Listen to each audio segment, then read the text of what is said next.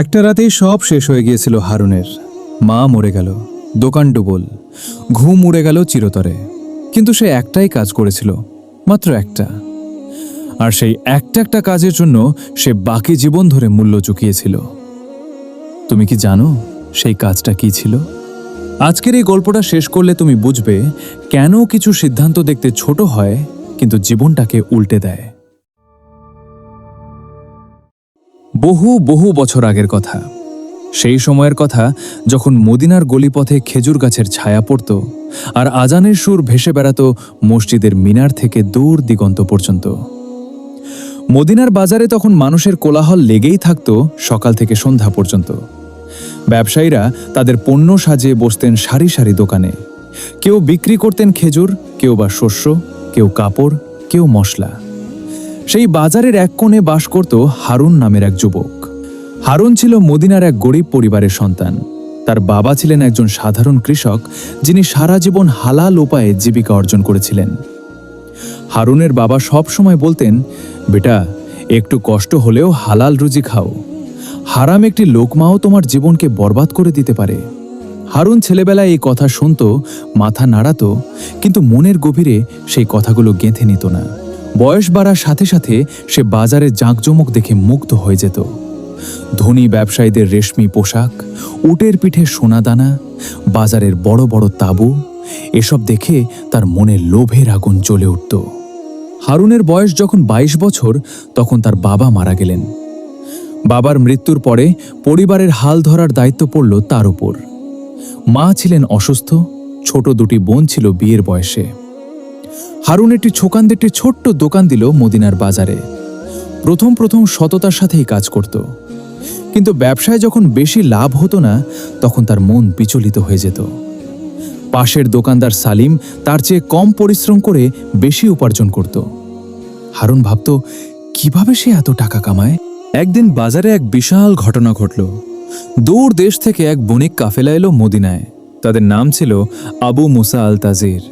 তিনি ছিলেন সিরিয়ার এক প্রসিদ্ধ ব্যবসায়ী। তার সাথে ছিল বহু উট বোঝাই মশলা, রেশম এবং মূল্যবান পাথর। মদিনার বাজারে তিনি তাঁবু ফেললেন এবং কয়েকদিনের জন্য ব্যবসা করার পরিকল্পনা করলেন। আবু মুসা ছিলেন একজন অত্যন্ত বিশ্বস্ত এবং ধার্মিক মানুষ। প্রতিদিন 5 ওয়াক্ত নামাজ পড়তেন, গরিবদের সাহায্য করতেন এবং সৎভাবে ব্যবসা করতেন। হারুন তার দোকান থেকে দেখল আবু মুসার কাছে একটি বড় চামড়ার থলে আছে, যেখানে সে তার দিনের আয় রাখত। প্রতি সন্ধ্যায় হিসাব করে সেই থলে সে তার তাঁবুতে নিয়ে যেত। হারুনের মনে এক দুষ্ট ভাবনা এলো। সে ভাবল, যদি একদিন সুযোগ পাই, তাহলে সেই থলেটি নিয়ে নিলে কেউ বুঝতে পারবে না। এই বণিক তো কিছুদিন পরেই চলে যাবেন, সে চিনবেই বা কাকে? এই পাপ চিন্তাটি মনে আসার পর হারুন কয়েকদিন খুব অস্থির থাকল। রাতে ঘুম হতো না। সে জানত যে চুরি করা হারাম, ইসলামে এটি একটি কঠিন গুনাহ। মাত্র একবার, এরপর আর কোনোদিন করবি না। এই টাকা দিয়ে মায়ের চিকিৎসা করাবি, বোনদের বিয়ে দিবি, তারপর তওবা করে নেবি। আল্লাহ তো ক্ষমাশীল। শয়তানের এই ফাঁদে পড়ে হারুন সিদ্ধান্ত নিল। সে দিনের পরিকল্পনা করল। জানা গেল যে আবু মুসা প্রতিদিন আসরের নামাজের সময় মসজিদে যান এবং সেই সময় তার সহকারী বাইরে চলে যায় পানি আনতে। সেই সুযোগেই তাঁবুটি কিছুক্ষণ ফাঁকা থাকে। হারুন ঠিক করল সেই সুযোগটি কাজে লাগাবে। সেদিন আসরের সময় হলো। মসজিদ থেকে আজান ভেসে এলো। হারুন দেখল আবু মুসা নামাজের জন্য রওনা হলেন। তার সহকারীও একটু পরে চলে গেল। হারুনের বুকের ভিতর ধড়াস ধড়াস করছিল, পা দুটো কাঁপছিল। ভিতরে একটি কণ্ঠ বলছিল, ফিরে যা, এই পাপ করিস না। কিন্তু লোভ তাকে টেনে নিয়ে গেল। সে দ্রুত পায়ে তাঁবুর ভেতরে ঢুকল, চামড়ার থলেটি তুলে নিল এবং কাপড়ের নিচে লুকিয়ে দ্রুত বেরিয়ে গেল। বাজারের ভিড়ে মিশে গেল। বাড়ি ফিরে হারুন থলেটি খুলল। ভেতরে ছিল অনেকগুলো সোনার দিরহাম এবং রূপার মুদ্রা। সেই রাতে সে টাকাগুলো গুনল। পরিমাণটা ছিল তার কল্পনার চেয়েও বেশি। কিন্তু অদ্ভুত ব্যাপার হলো, সেই রাতে তার মুখে কোনো খাবার রুচল না। বিছানায় শুয়ে পড়ল, কিন্তু ঘুম এলো না। চোখের সামনে ভেসে উঠল বাবার মুখ। মনে পড়ে গেল বাবার সেই কথাগুলো। সে বালিশে মুখ গুজে শুয়ে রইল, কিন্তু ঘুমের দেখা পেল না সারা রাত। পরদিন সকালে বাজারে গিয়ে দেখল যে আবু মুসার তাঁবুতে হইচই হচ্ছে। আবু মুসা সবাইকে ডেকে বলছেন যে তার থলে চুরি হয়ে গেছে। অনেকে ভিড় করেছে, কেউ কেউ সাহায্য করার চেষ্টা করছে, কেউ দুঃখ প্রকাশ করছে। হারুন দূর থেকে দেখল তার বুকের ভেতর একটা পাথর চাপা পড়ল যেন, কিন্তু সে নিজেকে স্বাভাবিক রাখার চেষ্টা করল। আবু মুসা চোখ মুছতে মুছতে বললেন, আমি চোরের উপর রাগ করছি না, আমি শুধু দোয়া করছি যে আল্লাহ তাকে সঠিক পথে ফিরিয়ে আনুক। কারণ এই টাকা তার জন্য কল্যাণকর হবে না, বরং তার জীবনে এই হারাম টাকা বিষের মতো কাজ করবে। আল্লাহর গজব থেকে কেউ পালাতে পারে না। এই কথাগুলো শুনে হারুনের সারা শরীর কাঁপতে লাগল। সে দ্রুত সেখান থেকে সরে গেল, কিন্তু সেই কথাগুলো তার কানে বাজতে লাগলো বারবার। এই হারাম টাকা তার জীবনে বিষের মতো কাজ করবে। সেদিন থেকে হারুনের জীবনে একের পর এক বিপদ নেমে আসতে লাগলো। প্রথমেই হলো মায়ের অসুখ আরও বেড়ে গেল। সে সেই চুরির টাকা দিয়ে ওষুধ কিনল, কিন্তু কোনো ওষুধেই কাজ হলো না। হাকিম বললেন রোগটি এমন পর্যায়ে পৌঁছে গেছে যে এখন আর বেশি কিছু করার নেই। 1 সপ্তাহ পর মা মারা গেলেন। হারুন পাথর হয়ে গেল। সে ভাবল হয়তো এটা কাকতালীয়, হয়তো মায়ের সময় এসেই গিয়েছিল। কিন্তু এর পরেও বিপদ থামল না। সে চুরির টাকা দিয়ে তার দোকানের পণ্য কিনল, কিন্তু অদ্ভুতভাবে সেই পণ্যগুলো নষ্ট হয়ে গেল। খেজুর পচে গেল, শস্যে পোকা ধরল, কাপড়ে দাগ পড়ে গেল। যত টাকা খরচ করল তার দ্বিগুণ ক্ষতি হলো। দোকান বন্ধ করতে হলো। হারুন এবার সত্যিই ভয় পেল। বুঝতে পারল যে কিছু একটা হচ্ছে। রাতে সে ঠিকমতো ঘুমাতে পারছিল না। প্রতি রাতে স্বপ্নে দেখত যে একটি আলোকিত জায়গায় দাঁড়িয়ে আছে, কিন্তু তার পায়ের নিচে একটা অন্ধকার গর্ত টেনে নিচ্ছে তাকে। জেগে উঠত ঘামে ভিজে। মনে শান্তি ছিল না একটুও। সে যে দেখছে জানছে তার পাপের কথা। মসজিদে গেলে মনে হতো ইমাম সাহেব যেন তার দিকে তাকিয়ে তার পাপের কথাই বলছেন। 1 সপ্তাহ পরের ঘটনা। হারুন বাজারে একটা কাজের সন্ধান করতে গিয়েছিল। পথে দেখা হলো আবু মুসার সাথে। আবু মুসা এখনো মদিনায় আছেন, তার ব্যবসার কিছু বাকি কাজ সেরে যাচ্ছেন। হারুন মাথা নিচু করে চলে যেতে চাইল, কিন্তু আবু মুসা তাকে ডাকলেন। বললেন, বেটা, তোমাকে একটু বিমর্ষ দেখাচ্ছে, কি হয়েছে তোমার? হারুন থমকে গেল। সে চাইছিল মিথ্যা বলে চলে যেতে, কিন্তু আবু মুসার চোখের দিকে তাকিয়ে সে কথা বলতে পারল না। সেই চোখে এত মমতা ছিল, এত সরলতা ছিল যে হারুনের বুকের ভেতর থেকে কান্না উঠে আসতে লাগলো। আবু মুসা বললেন, চলো আমার সাথে 1 কাপ চা খাই। তারা একটি দোকানে বসলেন। আবু মুসা হারুনকে জিজ্ঞেস করলেন তার পরিবারের কথা, জীবনের কথা। হারুন একে একে বলল মায়ের মৃত্যুর কথা, দোকান বন্ধের কথা, বোনদের কথা, কিন্তু চুরির কথা বলল না। আবু মুসা মনোযোগ দিয়ে শুনলেন। তারপর বললেন, হারুন, আমি তোমাকে একটি কথা বলি। আমার থলে চুরির পর থেকে আমার মনে অদ্ভুত এক অনুভূতি হচ্ছে। আমি জানি না চোর কে, কিন্তু আমি তার জন্য সত্যিই চিন্তিত। আমার টাকা গেছে, কিন্তু আমি টাকার জন্য চিন্তা করছি না। আমি চিন্তা করছি সেই মানুষের জন্য যে ওই টাকা নিয়েছে। কারণ হারাম টাকা কখনো বরকত দেয় না। আল্লাহর কিতাবে স্পষ্ট বলা আছে, চুরির পরিণতি কঠিন। হারুনের বুকের ভেতর হঠাৎ একটি বিস্ফোরণ হওয়ার মতো অনুভব হলো। তার চোখ দিয়ে পানি আসতে লাগলো। সে চাইছিল থামাতে, কিন্তু পারছিল না। আবু মুসা অবাক হয়ে তাকালেন। হারুন কাঁদতে কাঁদতে বলল, আমি সেই চোর। সেই মুহূর্তে মদিনার সেই ছোট্ট চায়ের দোকানে একটা অদ্ভুত নীরবতা নামল। হারুন মাথা নিচু করে কাঁদছিল। আবু মুসা কিছুক্ষণ চুপ করে রইলেন। তারপর একটা দীর্ঘশ্বাস ফেললেন, কিন্তু তিনি রাগ করলেন না, চিৎকার করলেন না। বরং তিনি বললেন, আল্লাহ তোমাকে তওবার তৌফিক দিয়েছেন, এটাই সবচেয়ে বড় নেয়ামত। কারণ অনেক মানুষ আছে যারা গুনাহ করে কিন্তু কখনো অনুতপ্ত হয় না। হারুন বলল, আমি টাকা ফেরত দিতে চাই, কিন্তু আমার কাছে এখন পুরো টাকা নেই, ব্যবসায় ক্ষতি হয়ে গেছে। আবু মুসা বললেন, কতটুকু আছে সেটা দাও, বাকিটা আস্তে আস্তে দেবে। হারুন বাড়ি গিয়ে যা ছিল সব নিয়ে এলো। পুরো টাকা হলো না, তবুও যতটুকু পারল দিল। আবু মুসা টাকা হাতে নিয়ে একটু চুপ করে রইলেন। তারপর বললেন, আমি এই টাকা নিচ্ছি না। হারুন চমকে গেল। আবু মুসা বললেন, তুমি সৎভাবে স্বীকার করেছ, ফেরত দিতে এসেছ। আল্লাহ যখন তোমার মনে তওবার ইচ্ছা দিয়েছেন, তখন আমার উচিত তোমাকে সুযোগ দেওয়া। এই টাকা তুমি নিয়ে যাও এবং এটি দিয়ে কোনো গরিব মানুষকে সাহায্য করো। এটাই তোমার কাফফারা হোক। আমি আল্লাহর কাছে তোমার জন্য ক্ষমা চাইব।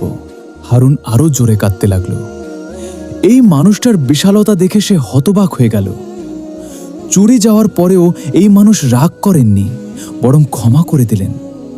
এটা কোনো সাধারণ মানুষের পক্ষে সম্ভব নয়। সেদিনের পরে হারুন মসজিদে গিয়ে 2 রাকাত নফল নামাজ পড়ল। দীর্ঘ সিজদায় পড়ে থেকে কাঁদল, আল্লাহর কাছে তওবা করল।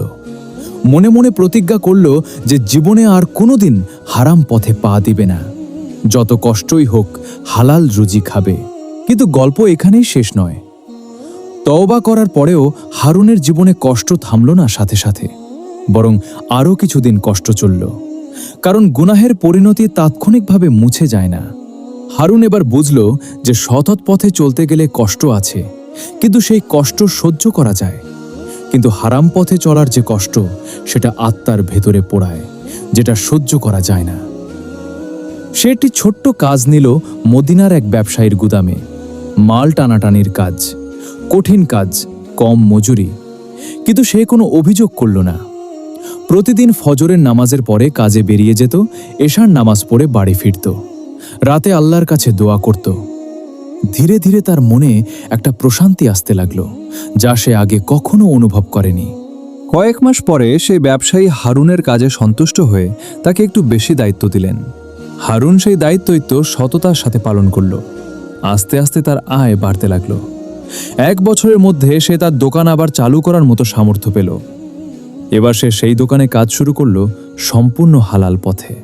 আবু মুসা মদিনায় আসার পরে যখন হারুনকে দেখলেন, তখন হারুন তাকে দাওয়াত দিলেন তার দোকানে। আবু মুসা এলেন। হারুন বলল, আপনার জন্য একটা উপহার আছে। সে একটি ছোট্ট থলে বের করল। সেই থলেতে ছিল সেই পরিমাণ টাকা যা সে চুরি করেছিল। হারুন বলল, আপনি নেননি সেদিন, কিন্তু আমার বিবেক আমাকে শান্তিতে ঘুমাতে দিচ্ছিল না। আজ আপনার কাছে এই ঋণ পরিশোধ করতে চাই। আবু মুসা থলেটি হাতে নিলেন, তারপর হারুনের মাথায় হাত রাখলেন, বললেন, বেটা, আল্লাহ তোমাকে কবুল করুন। তোমার তওবা সত্যিকারের। আমি এই টাকা নেব, কিন্তু এটা আমি রাখব না। এই টাকা মদিনার গরিব বাচ্চাদের পড়ার জন্য দান করব। তোমার এই অনুতাপের সওয়াব তোমার হবে। হারুন সেদিন মসজিদে যখন মাগরিবের নামাজ পড়ল, তখন তার মনে হলো যেন অনেক দিনের একটি ভার নামল তার বুক থেকে। সিজদায় মাথা রাখতেই মনে হলো যেন সে মাটির সাথে মিশে যাচ্ছে, আল্লাহর কাছে পৌঁছে যাচ্ছে। চোখ দিয়ে পানি পড়ছিল, কিন্তু এবারের কান্না ছিল অনুশোচনার নয়, ছিল কৃতজ্ঞতার।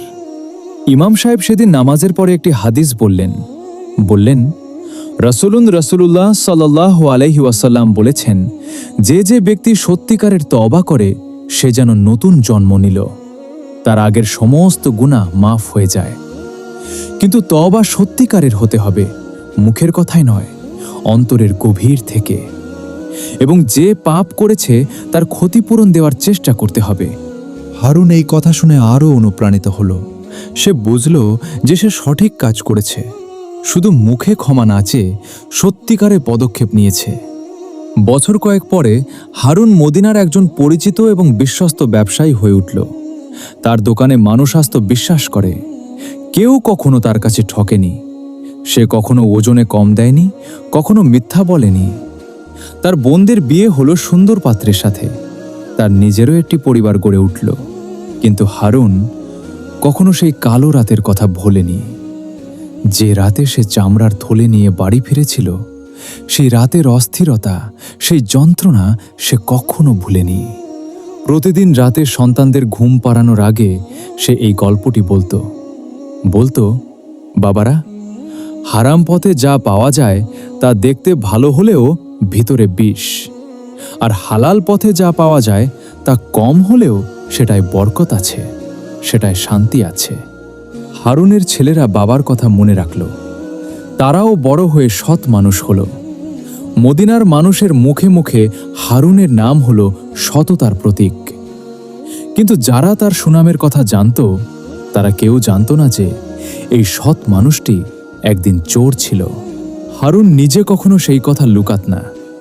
যখনই সুযোগ পেত বলতো, আমি নিখুঁত নই, আমি পাপ করেছি, কিন্তু আল্লাহর রহমতে তওবা করেছি।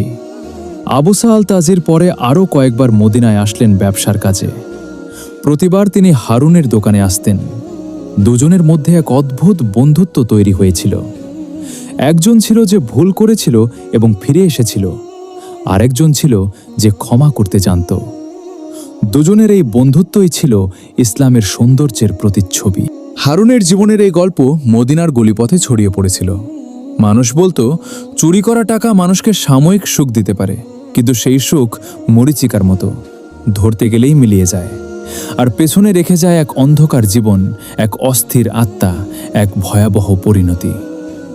কিন্তু যে মানুষ সত্যিকারের তওবা করে, আল্লাহ তার পথ সহজ করে দেন, তার জীবনে বরকত দেন এবং তাকে এমন এক শান্তি দেন যা পৃথিবীর কোনো সম্পদ দিয়ে কেনা সম্ভব নয়।